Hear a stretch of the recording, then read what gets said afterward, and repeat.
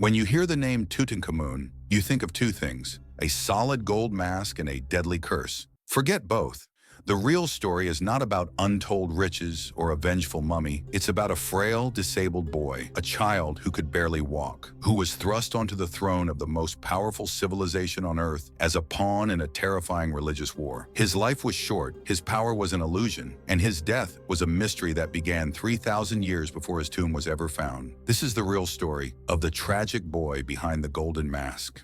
For over 3 millennia, he was a ghost, a forgotten footnote in the long line of Egypt's pharaohs. His name, chiseled from stone by his successors, was meant to be erased from history. But in 1922, a stubborn British archaeologist named Howard Carter refused to believe he was gone. After years of searching in the suffocating heat of the Valley of the Kings, Carter's team found a step. A step led to a staircase, the staircase to a sealed door. His patron, Lord Carnarvon, asked, "Can you see anything?" "Yes, wonderful things." The tomb was a global sensation, not because Tutankhamun was a great king, he was not, but because his tomb was the only royal tomb from the golden age of Egypt ever found completely intact. An undisturbed treasure chest, packed to the ceiling with the unimaginable wealth of an empire. The world became obsessed with the gold, the curse, the mummy. But in their obsession with his death, they missed the real mystery: his life.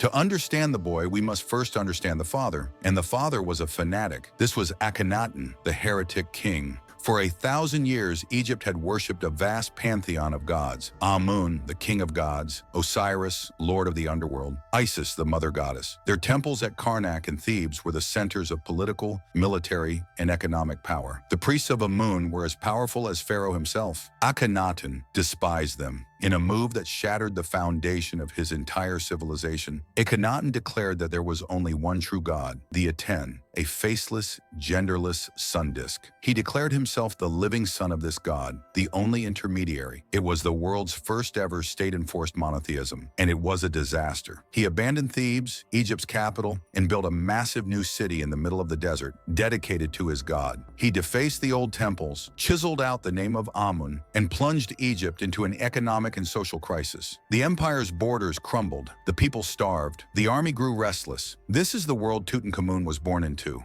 A world of religious extremism, political collapse, and fear. His name at birth was not Tutankhamun, it was Tutankhaten, the living image of the Aten. He was the son of the most hated man in Egypt.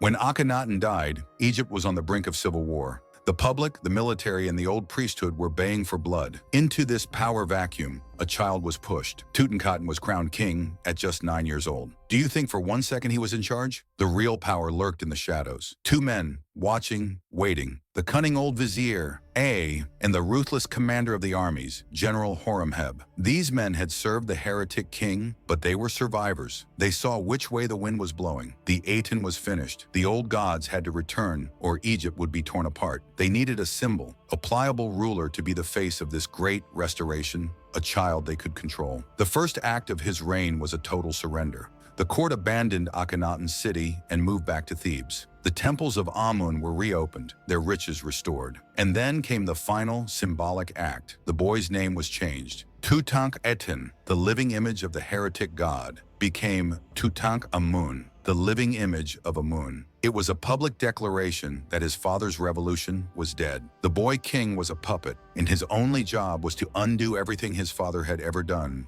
The propaganda of his reign, the art created by his handlers, depicted him as all pharaohs were: a vigorous warrior, a mighty hunter, a divine athlete. This is a lie. The most intimate truth of Tutankhamun's life was not found in the gold. It was found in his bones. For decades, we only had the mummified remains. But modern forensic science, through CT scans and DNA analysis, has resurrected the real boy. The findings are heartbreaking. Tutankhamun was frail and likely in constant pain. He suffered from multiple, severe genetic disorders. We know he had a significant deformity in his left foot, a clubfoot, as well as Kohler's disease, a rare and painful bone disorder that would have made walking agonizing. This is perhaps the most personal and most tragic artifact from his tomb. Not the mask, mask, not the chariots. These 130 walking sticks, they weren't just symbols of office. They were mobility aids. He was a king who could not walk without a cane. Why was he so sick? The price of royal purity. DNA analysis of his family mummies confirmed what archaeologists long suspected. Tutankhamun was the product of severe inbreeding. His father, Akhenaten, had married his own sister. Tutankhamun was their son. His golden body was a prison of genetic ailments. And as if that weren't enough, his autopsy revealed one more thing: the DNA of Plasmodium falciparum, the most deadly strain of malaria. He was not a warrior king. He was a disabled boy, hobbled by a clubfoot, weakened by bone disease, and stalked by recurring, fever-ridden bouts of malaria. He ruled for just 10 years. He died suddenly at only 19. He left no heir. His death created another power vacuum. And when a king dies young and in a time of instability, you must always suspect murder. The suspects? The same men who had controlled his life. Vizier I immediately seized power, taking the throne and, in a move of shocking intimacy, marrying Tutankhamun's young widow. Was the boy becoming a man? Was he starting to think for himself, posing a threat to I's power? Then there was General Horemheb, the military strongman who patiently waited until I died, then seized the throne for himself and proceeded to erase Tutankhamun, I, and Akhenaten from history. For decades, the murder theory dominated, fueled by a 1968 X-ray that seemed to show a hole in the back of his skull, a killing blow. But once again, modern science reveals a different story. The new scans determined the hole was not an injury. It was almost certainly an opening made by the embalmers during the mummification process. But they did find something else: a new catastrophic injury, a devastating compound fracture to his left leg, just above the knee. The break was severe, shattering the bone, and crucially, there was no sign of healing. This was the injury that killed him. The final narrative is not one of murder, but one of tragedy. We see him in his tomb, surrounded by 6 chariots. Was he, a boy with a club foot, pressured to live up to the warrior king image? Was he hunting, or perhaps just riding when his weakened body and deformed foot failed him? A fall, a broken leg. For a healthy person, it's survivable. But for a boy whose immune system was already ravaged by malaria and compromised by genetic disorders, the open wound would have quickly become infected. He likely died within days in agony from a combination of blood poisoning, infection, and a flare-up of deadly malaria. Not the clean strike of an assassin's blade, but the slow, painful, and pathetic death of an accident. Tutankhamun's life was never his own. He was born as a symbol for his father's new religion, and he died as a tool for restoring the old one.